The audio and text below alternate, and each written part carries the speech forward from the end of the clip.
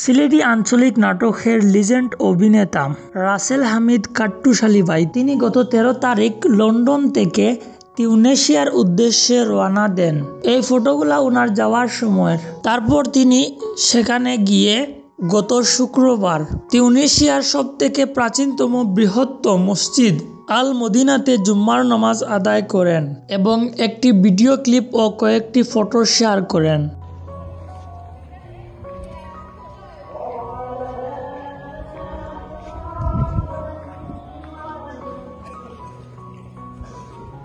তারপর সেখানে তিনি নানান জায়গা ঘুরে বেড়ান।